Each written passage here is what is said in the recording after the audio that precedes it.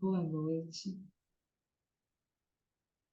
É com muita satisfação que estamos juntos mais uma vez, reunidos em nome de Jesus, para nós estudarmos o Evangelho, agradecendo ao Cristo essa mensagem divina que Ele nos trouxe, nos instruindo ainda mais a respeito da vida, a respeito do seu amor por nós e a respeito dos melhores caminhos para nós vivermos. Agradecemos ao Senhor Jesus. Doutor, tá baixo o som? Tá? Então tá. Agradecemos então ao nosso Senhor Jesus e que Ele possa nos inspirar para que nós possamos trabalhar dentro do Evangelho que foi nos orientado e nos ensinado pelo Senhor Jesus. Bom, nós temos hoje a nossa reflexão a respeito dessa parábola que o Cristo nos trouxe, né? Que é a parábola do rico e Lázaro. E para nós refletirmos sobre esse tema, nós buscamos, a princípio, o Evangelho segundo o Espiritismo, no seu capítulo 16, item 9. Nesse capítulo, nós temos o título do item 9, sendo a verdadeira propriedade. Como nós vamos falar do rico e do Lázaro, que era um homem pobre, um mendigo que morava na sua porta, né? Então nós buscamos o Evangelho, a verdadeira propriedade. É uma mensagem do Espírito Pascal, de 1860. E nessa mensagem, ele nos ensina que nós só possuímos plena propriedade daquilo que nos é possível levar deste mundo. Isto é, só há verdadeira propriedade, se há verdadeira propriedade, então quer dizer o quê? Que existe uma falsa propriedade. Senão o título seria a propriedade, né? Mas ele nos fala que tem uma verdadeira. Então, existe uma falsa propriedade, isto é, ele está nos dizendo que há algo de ilusão em nós, né? Nos levando a entender que algo que não é nossa propriedade seria então propriedade nossa.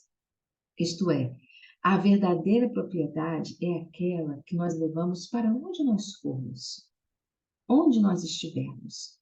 Quando deixarmos este corpo físico nessa existência, é esta verdadeira propriedade que nós vamos levar conosco para o plano, seja qual for, nessa esfera, em outra esfera, seja qual for.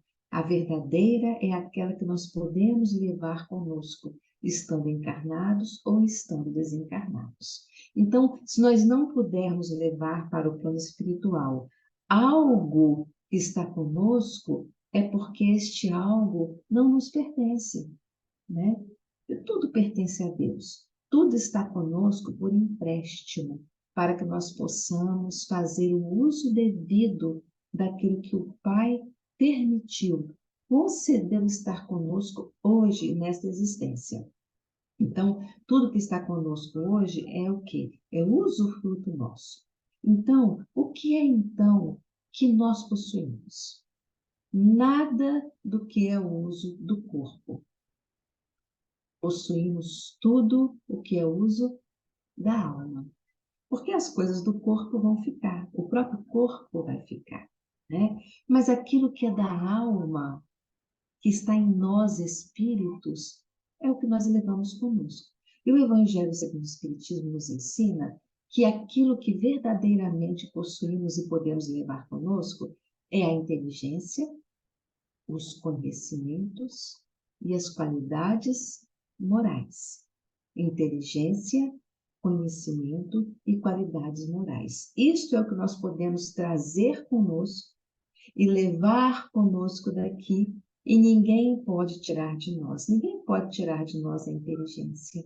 Ninguém pode tirar de nós as nossas qualidades morais já conquistadas.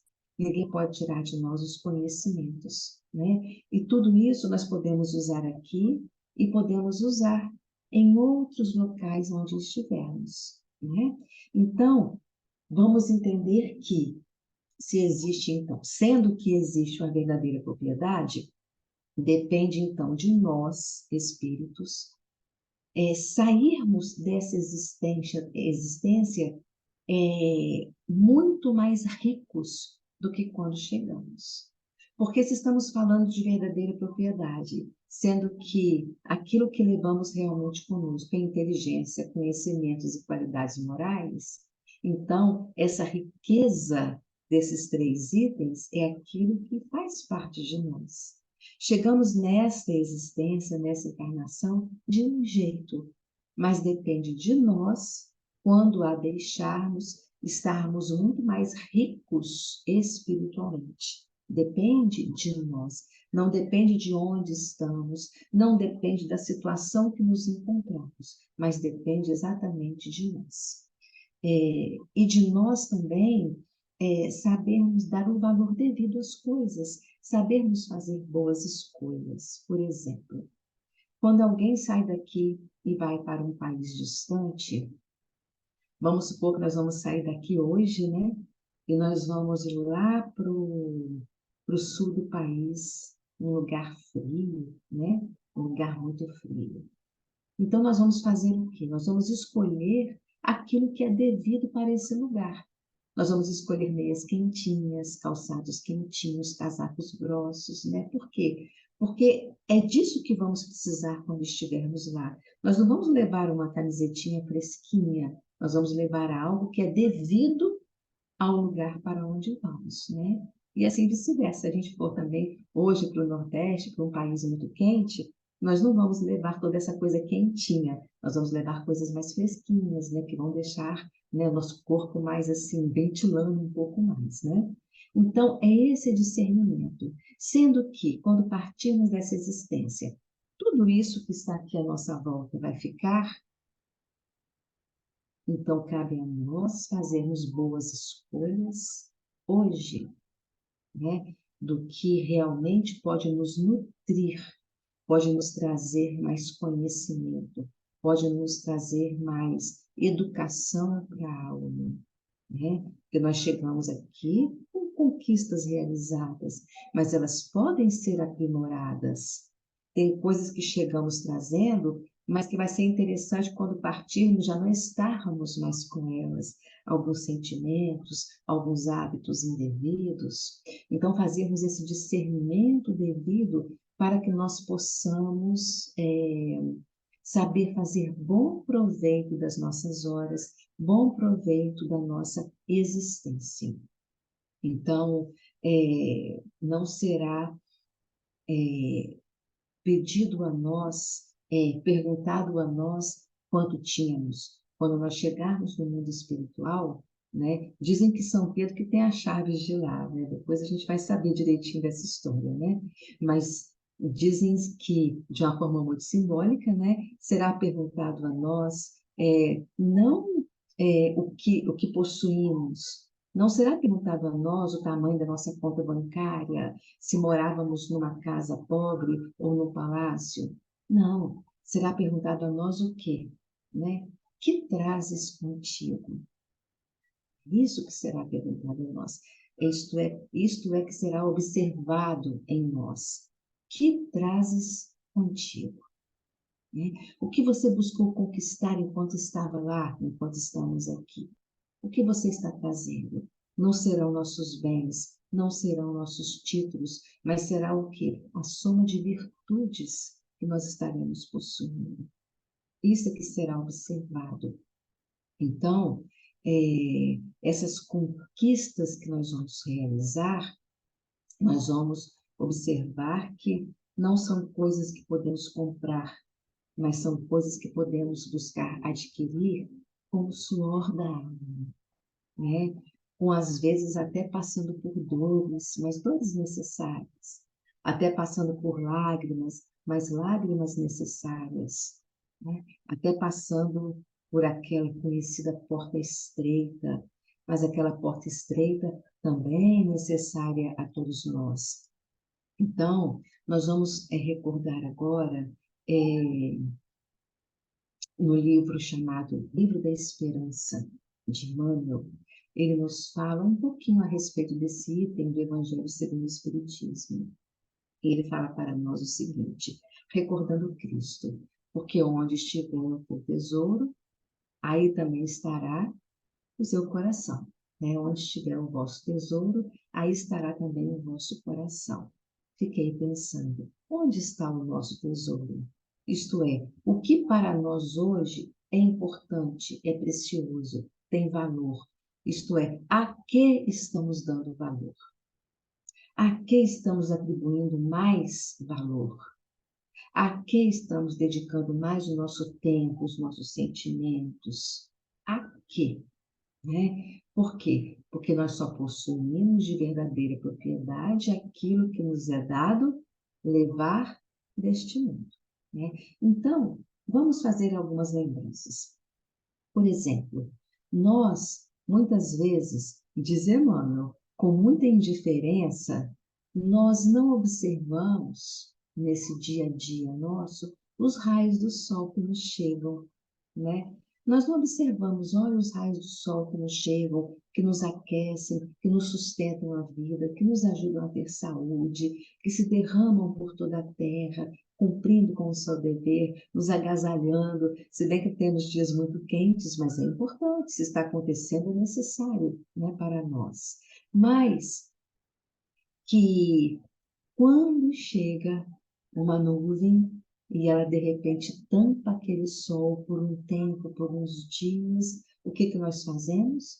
Nós começamos a nos revoltar porque está muito frio, porque que tem nuvem, cadê o sol? O sol está fazendo falta, né? Como é que nós vamos secar as roupas? Eu estou resfriado, estou com rinite, e aí por diante. Começamos a reclamar, mas enquanto ele estava vindo, passávamos os dias indiferentes. Vamos a outro exemplo, né? Por exemplo, as águas que vêm, né, pelos rios, as águas dos lagos, do mar, aquela que chega, né, na nossa casa, que a gente só abre a torneira e ela sai ali. Nós não precisamos caminhar distante para poder buscar água longe, às vezes nem muito limpa, não. Nós abrimos a torneira, abrimos o chuveiro e a água cai limpinha para nós. Nós estamos com sede, a gente vai ali aqui pertinho na cozinha, a gente pega a água e toma, sacia a sede, né? Mas, de repente, dá um problema no encanamento.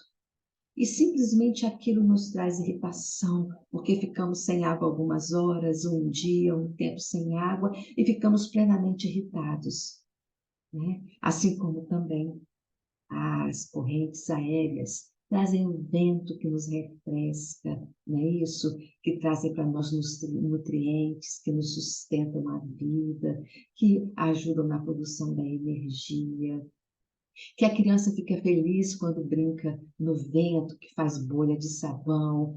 Tudo isso é maravilhoso.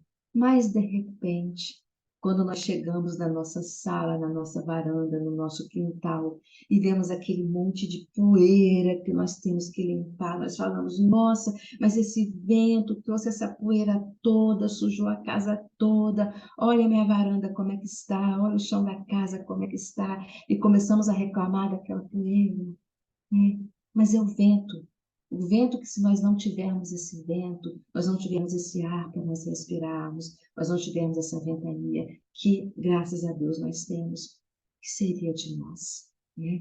Então, nós temos em nós a possibilidade, né, de ver, de ouvir, de falar, de nos orientarmos, de aprendermos, de termos discernimento, né? E sem que a gente perceba muito o valor disso, porque passamos o dia falando, ouvindo, vendo, enxergando, sentindo o perfume das flores, o aroma de um alimento, né? O sabor, o paladar de uma comida. E nós passamos, nem nos damos conta disso tudo, né? E às vezes o outro tem isso tudo.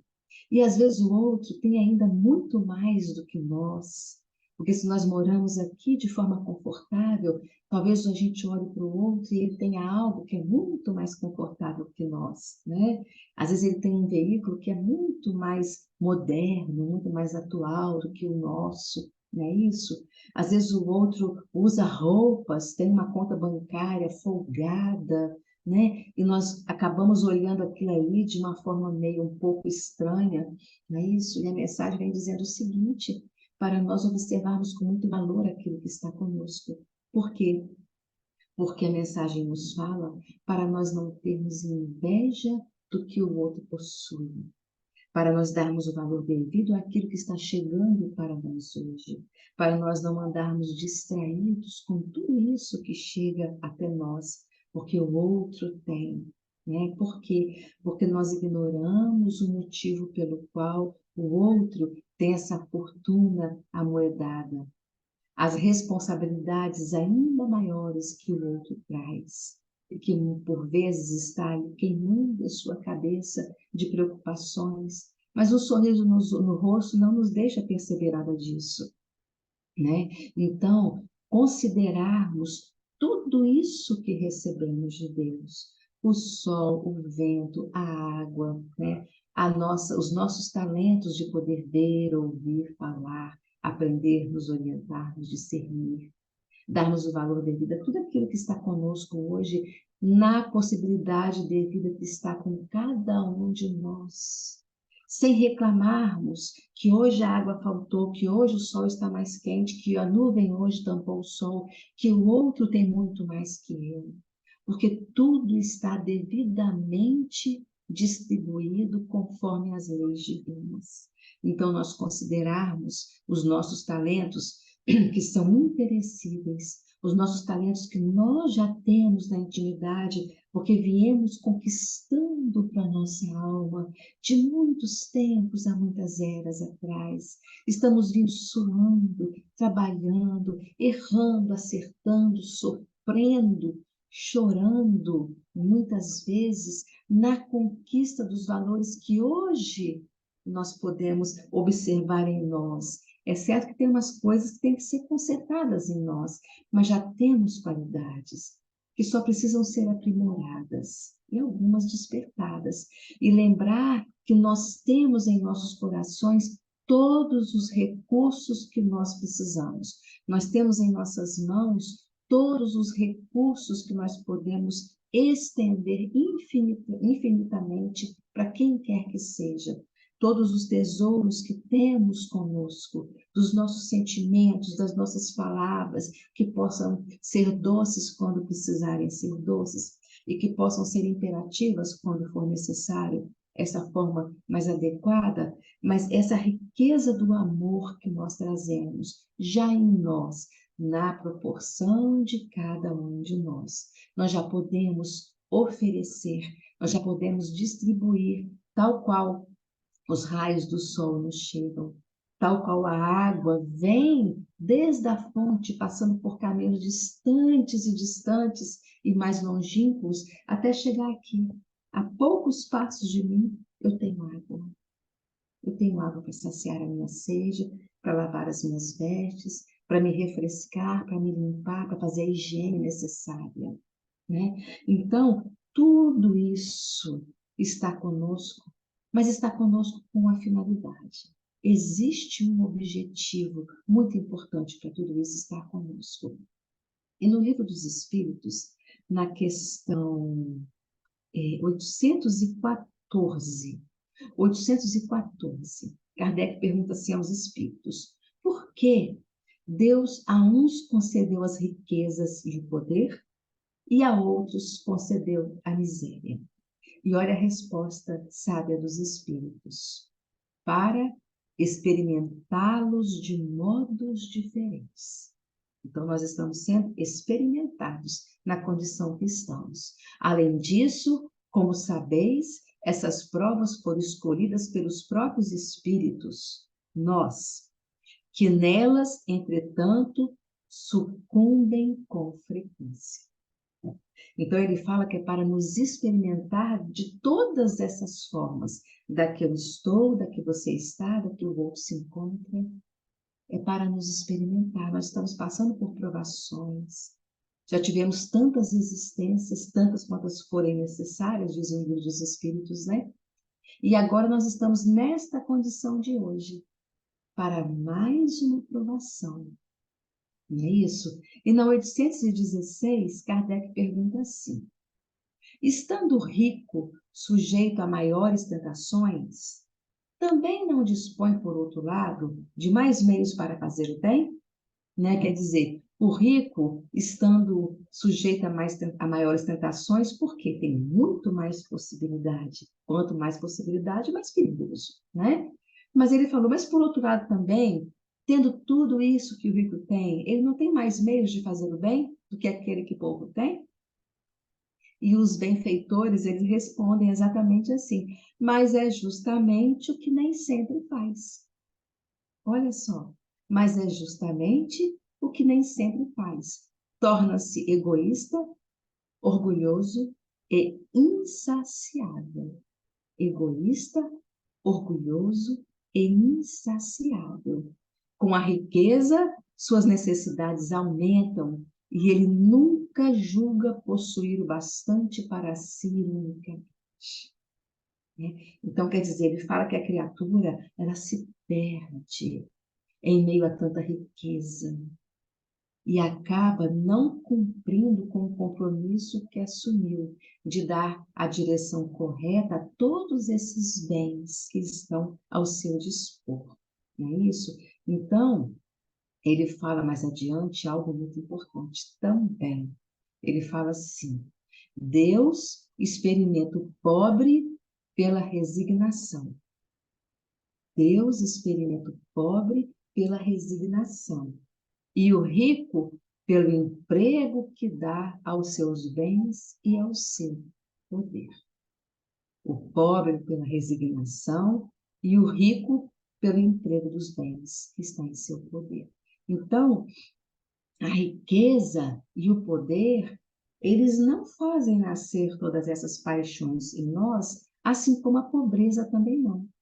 Mas nós, com o uso que fazemos daquilo que está conosco, nós, com a conduta que escolhemos ter, né, diante daquela condição que nos encontramos, é que iremos nos tornar mais ricos espiritualmente ou pobres espiritualmente.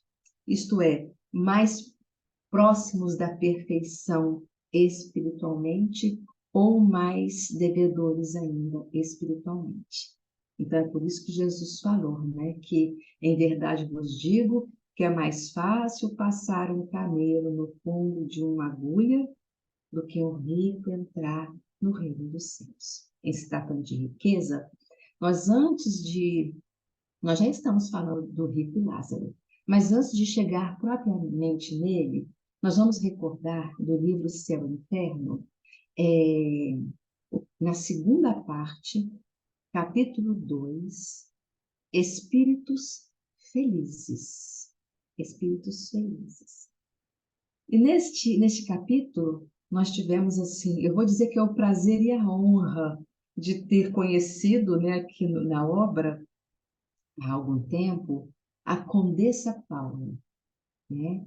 Um espírito, mas eu vou dizer assim, que pessoa. Olha só, nas reuniões, né, esse livro é o do Céu e Inferno, né? Então, nas reuniões que eles estavam fazendo, estavam evocando alguns espíritos para trazer em manifestação a sua condição após o desencarne, relatar como estava ou como foi, né? E o livro Céu e Inferno vem trazendo espíritos felizes, espíritos infelizes, cada capítulo vem trazendo a categoria do depoimento de alguns. E este aqui, nós conhecemos a Condessa Paula, espírito feliz. E sendo então evocada, um amigo da Condessa Paula começou a traçar algumas características dela, falando a seu respeito, até então ela se manifestar. E o amigo falou que ela era bela, jovem, rica, de estirpe ilustre, e que era o perfeito modelo de qualidades intelectuais e morais. Né? Faleceu com 36 anos de idade em 1851. E o elogio que foi feito no seu sepultamento foi o seguinte: por que que Deus retira tais pessoas da terra? Foi uma lamentação, né? Então o amigo vem falando, boa, meiga, indulgente, sempre pronta a desculpar o mal que possa ter acontecido, nunca foi maledicente, nunca foi arrogante, nunca foi austera, tratava seus funcionários com toda benevolência, nunca se colocando em condição de superioridade, nunca humilhando nenhum funcionário.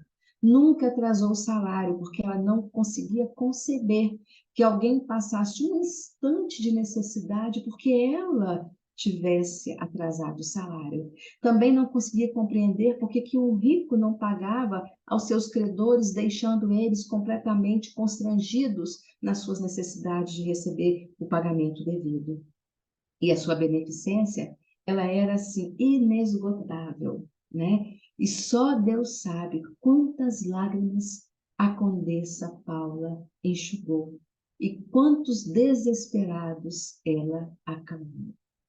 Aí então, né, tem mais na obra, né? Mas aí então a Condessa Paula se manifesta quando ele fala que ela com certeza deveria estar sendo um espírito muito feliz no plano espiritual, devido a toda a forma que ela escolheu de viver com amor, com sentimento de piedade, de compaixão e de benevolência. E ela se manifesta, né? E ela diz: tem razão, meu amigo, em pensar que eu sou feliz. Assim é efetivamente. E ela continua dizendo, mas longe de conseguir exprimir com palavras a felicidade que ela encontrou no mundo espiritual. Porque ela falou, realmente eu estive na terra entre os felizes, né? E nunca experimentei um só desgosto na terra. Tive juventude, homenagens, saúde, fortuna e tudo que para vós outros constitui felicidade, tudo eu possuí. Mas ela continua dizendo, no entanto, o que é essa felicidade que nós entendemos por felicidade, né? Comparada ao desfruto que a Condessa Paula estava tendo. Ela falou, as mais esplêndidas festas que ostentam os mais ricos paramentos, que são comparadas às assembleias de espíritos resplandecentes, cujo brilho nos cegaria a vista, as vistas. E ela fala, os nossos palácios, os nossos salões, os mais ricos que possam existir na Terra, estão muito distante, mas muito distante das mais belas moradas, das mais vastas regiões no plano espiritual. E ela fala ainda, os vossos passeios contados passo a passo pelos campos, né? Aquele passeio gostoso que nós gostamos de fazer nas praias, nos campos. Ela fala que são esses mais belos passeios diante do universo, quando basta eu desejar estar em tal lugar e neste momento lá eu estou na mais longínqua distância. Por um desejo, eu chego onde eu quero, nos lugares mais belos desse universo. Né? Então, ela continua dizendo assim, que nas mais várias existências que ela teve, ela sempre pediu muito trabalho e miséria. Muito trabalho e miséria. Voluntariamente ela pediu miséria. Por quê? Porque ela queria se fortalecer, depurar o espírito para conseguir triunfar espiritualmente. E ela falou que, a princípio, ela não pediu nenhuma condição de mais possibilidade, tão menos de riqueza, porque ela falou que nessa consistia o perigo. E antes de tentar riqueza, ela queria se fortalecer espiritualmente para não sucumbir à prova da riqueza. E devido às suas boas intenções, foi concedido a ela essas diversas existências de muito trabalho e miséria. E ela falou assim, trabalhadores, estou nas vossas fileiras. Eu, a dama nobre, ganhei com vós o pão com o suor do meu rosto, naquelas existências pretéritas. Saturei-me, isto é, ficou cheia, buscou muito, né? O quê? De privações. Sofri reveses e foi isso que me retemperou as forças da alma. Do contrário, eu teria falido na última prova, o que me teria deixado para trás na minha carreira espiritual. como eu, também vós, tereis a vossa prova de riqueza. O Evangelho, o Livro dos Espíritos nos fala, né, que nós vamos passar por todas as provações, né? Mas ela continua assim, mas, olha a orientação, não vos apresseis em pedi-la muito cedo. E vós outros ricos, tende sempre em mente que a verdadeira fortuna, a fortuna imorredoura, não existe na terra. Procurai antes saber o preço pelo qual podeis alcançar os benefícios do Todo-Poderoso. Na obra Céu e Inferno, ela também coloca que mensalmente da sua receita, ela separava um valor devido e aquele valor era destinado todo ele para a caridade. Todo mês ela separava uma quantia que era destinada àqueles mais infelizes. Agora nós vamos então recordar o rico, né? A parábola conta que havia um homem rico e que se vestia de púrpura e de linho finíssimo e vivia todos os dias de forma regalada e esplêndida, né? E que havia também um certo mendigo chamado Lázaro, que morava na sua porta e vivia com o corpo cheio de chagas.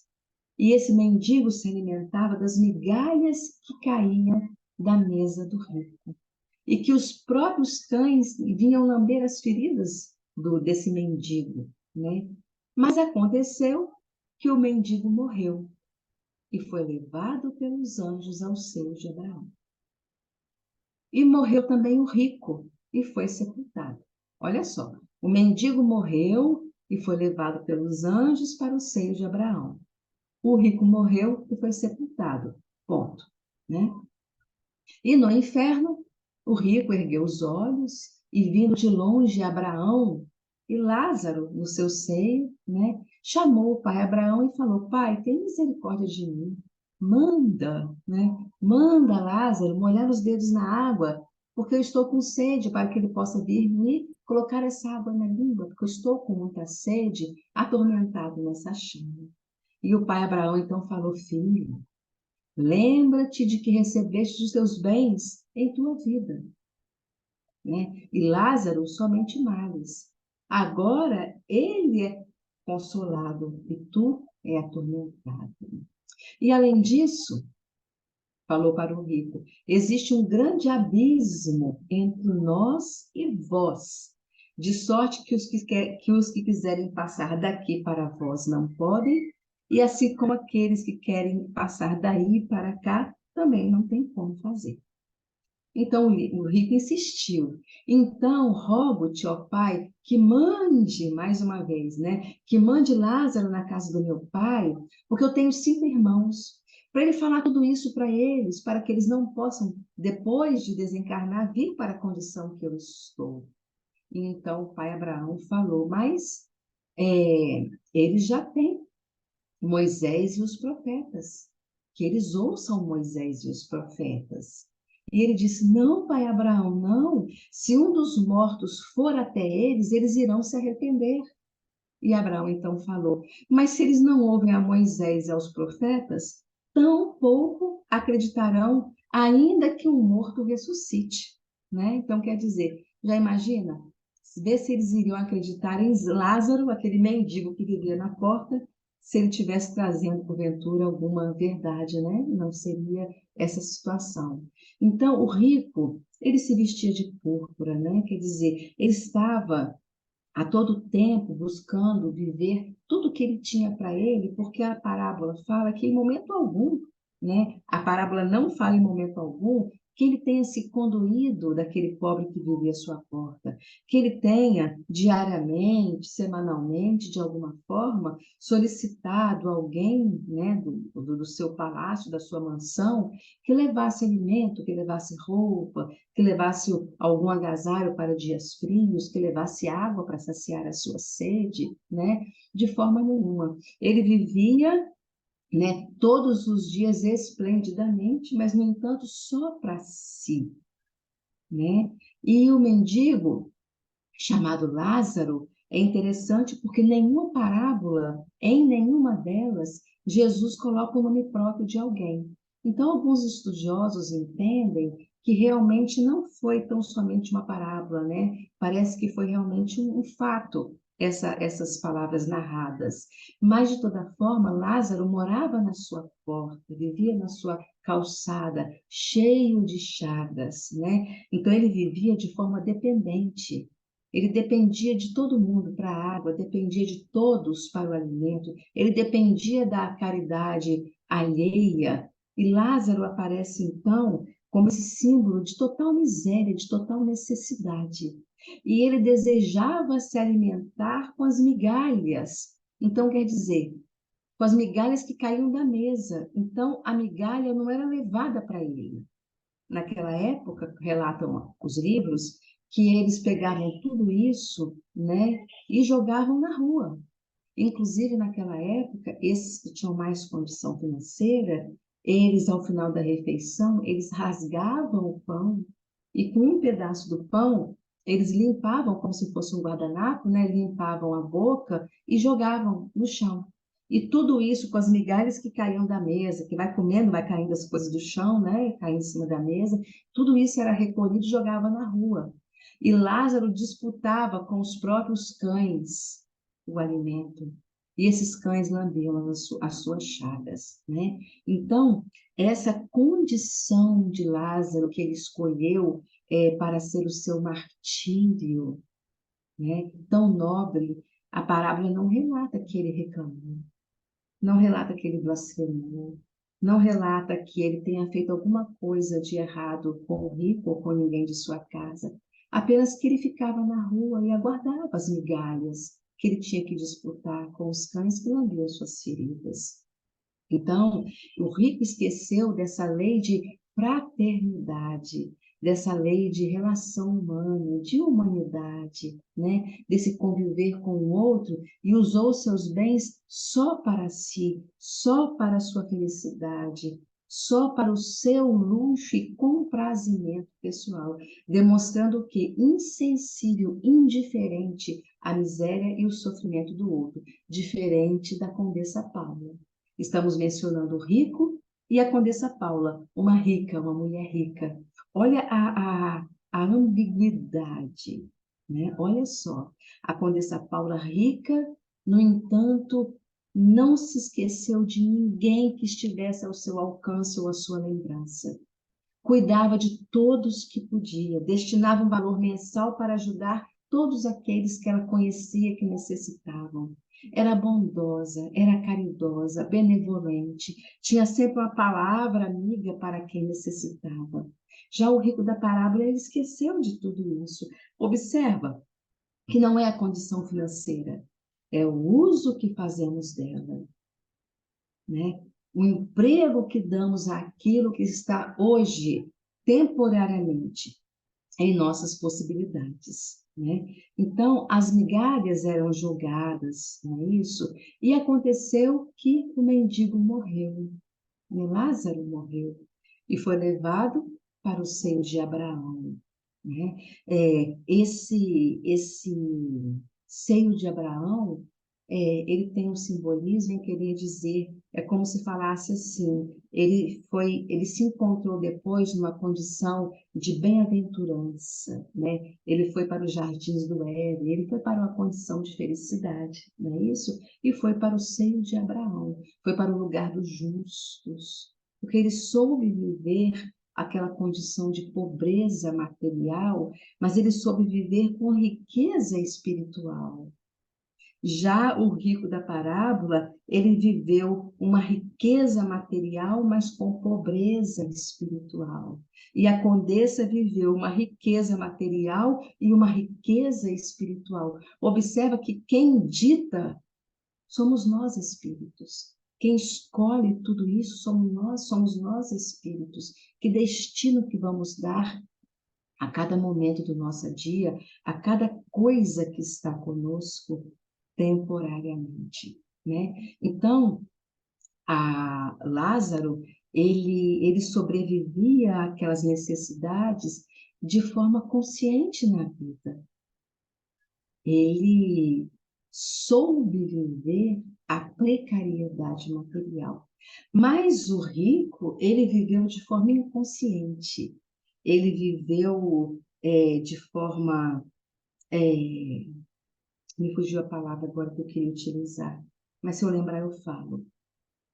Ele viveu com a consciência turbada. Ele não teve consciência no ponto de despertamento, né? No ponto de estar atento a tudo que ele deveria fazer com a situação que ele se encontrava. Né? É como se ele estava vivendo de forma iludida, vivendo a felicidade de cada dia, com tudo que ele podia possuir, mas ao mesmo tempo esquecendo que a felicidade, ela tem as suas normazinhas, né? Não é porque nós estamos sorrindo em algum momento que aquele momento é de felicidade, porque a consequência desse momento é que vai dizer se ele é de felicidade ou não. Porque pode ser que a criatura esteja no momento sorrindo de felicidade, de alegria, só ou com alguém, mas a consequência pode ser drástica daquela situação. E pode ser que alguém esteja vivendo um momento onde até hajam lágrimas, mas a consequência é de crescimento, é de ganho e é de felicidade real, é de vitória espiritual. Então, felicidade não é exatamente o momento em que estamos sorrindo, né? É uma ilusão, é um sorriso temporário, mas é algo só por fora, porque por dentro não está havendo alimento para o espírito, então não há real felicidade, né? Então não existe uma propriedade verdadeira de felicidade, mas a consequência desses fatos é que vai ditar se realmente aquele fato, aquilo que aconteceu, foi de felicidade ou foi de tristeza. Então, cabe nós avaliarmos os momentos que estamos vivendo, se eles são de verdadeira felicidade ou se realmente existe algum tipo de ilusão em nós.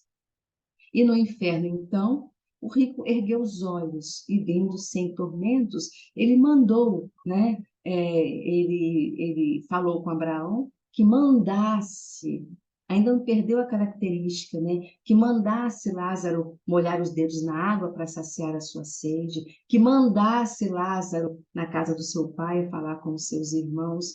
Então, ele não observou que ele não soube escolher viver. Até então, ele não percebeu ainda, ele não despertou para o que ele fez e para a condição que ele estava, porque ele vivia em riquezas incalculáveis. Mas naquele momento ali, ele necessitava daquele mendigo que viveu à sua porta, ele necessitava de um favor ínfimo, que eram algumas gotas de água. Né? Se nós pensarmos quando Cristo falou que Ele é água viva, que vai nos saciar a sede, que nunca mais teremos sede, né? Essa era a sede, essa sede de alimento espiritual, que ele estava empobrecido, ele estava desnutrido de alimento espiritual que ele não buscou durante sua existência. Ao passo que Lázaro, o mendigo, viveu com humildade, com resignação, com aceitação da sua condição, daquela prova que o livro dos Espíritos falou, né? Aquelas provações que todos nós estamos passando na condição que nos encontramos, como que estamos passando por essa prova? Será que nós estamos nos saindo bem nessa prova que nós estamos passando, nesta existência, na condição que nós nos encontramos? Então, o pai Abraão falou que ele estava numa condição de atormentado e Lázaro agora numa condição de consolado. Por quê? Porque Lázaro soube aproveitar a sua existência. E ele falou também que da existência de um grande abismo, né? Quem está aqui não pode passar para aí, quem está aí não pode passar para cá. Quer dizer, existe um abismo muito grande. Mas que abismo é esse? Não é um abismo físico, é um abismo moral, porque ele é de conquista. E a conquista de todos esses valores espirituais, nós não fazemos assim, então a partir de agora eu quero ser humilde e daqui a um segundo eu sou uma pessoa humilde. A partir de agora eu gostaria de ter conhecimentos, né, a respeito do mundo espiritual, a respeito dos valores da vida, e no instante seguinte ter esses conhecimentos. A partir desse momento, não, a partir de hoje eu vou ser uma pessoa resignada e de repente amanhã eu estou resignada. Não, é uma conquista. É um trabalho que fazemos. Olha a Condessa, o que ela falou. Ela pediu existências, né, de quê? De muito trabalho e miséria para crescer em espírito, para se fortalecer, nos orientando nós fazermos o mesmo. Não peça riqueza logo, deixa por último, porque é complicado. Pode ser que caia na tentação, né? Por quê? Porque a carne é fraca, não é isso? Então, ele veio falando que tem uma distância muito grande, que não tem como passar assim de um instante para outro. Você não pode vir para cá da mesma forma que nós não podemos ir para aí, né? Então precisamos ter esse discernimento dessas conquistas necessárias, não é isso? E ele falou, mas então fala, né? Manda Lázaro falar com minha família. E Abraão falou que não dava, não tinha como. Ora, nós já temos a doutrina, nós já temos o evangelho a nos orientar. Que mais nós precisamos? Naquele momento lá atrás, já tinham as escrituras, já tinham Moisés, já tinham ali os 10 mandamentos, já tinham toda aquela mensagem dos profetas e tudo mais que está no Velho Testamento, no Antigo Testamento, para nutrir, né? Que mais nós estamos esperando? Mais uma mensagem, né? Mais alguma coisa? Mas se essa base do Evangelho nós não utilizarmos para estruturar a alma, da mesma forma que para se construir, né? Uma casa, um prédio, é preciso de fazer aquela fundação, aquela parte toda da engenharia que eu não conheço, mas tem que ter um preparo para poder se erguer ali em cima. Nós precisamos dessa fundação, nós precisamos dessa base sólida em nós, para então pensarmos dar passos. Mas se nós não tivermos base, estrutura, conhecimento, nós vamos caminhar como? Nós vamos navegar ao léu. E ao léu, a criatura se perde e podemos fazer escolhas equivocadas, podemos não saber escolher e podemos nos embaraçar mais ainda. E de repente vamos pedir alguma coisa, alguma condição em alguma existência, né? E Deus vai dizer para nós que por enquanto não. E nós vamos falar assim: puxa, mas Deus não me ouve, Deus não me atende, né? Não é isso não. É que por amor, os pais também dizem não aos filhos, os pais também dizem talvez. E às vezes os pais dizem: espera um pouquinho, agora não.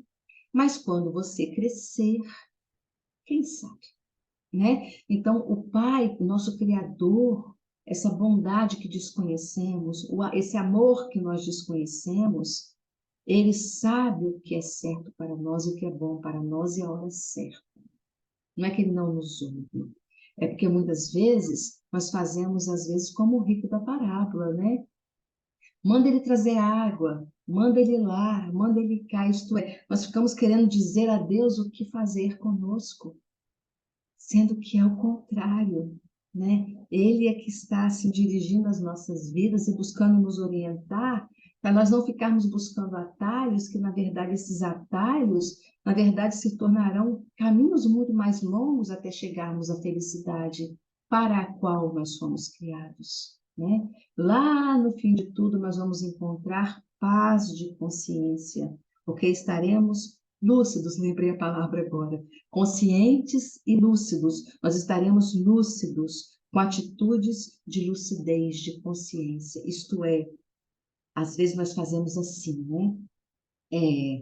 Quando eu vi eu já tinha dito, quando eu vi eu já falei, quando eu vi eu já tinha feito. Isto é, agimos sem consciência, agimos sem lucidez. Nós quisemos falar e falamos. Não deixamos passar pelo discernimento para saber se era devido e como iríamos falar e se iríamos falar, né? Então, que sejamos mais conscientes, mais lúcidos, sabendo fazer as escolhas que nos são necessárias.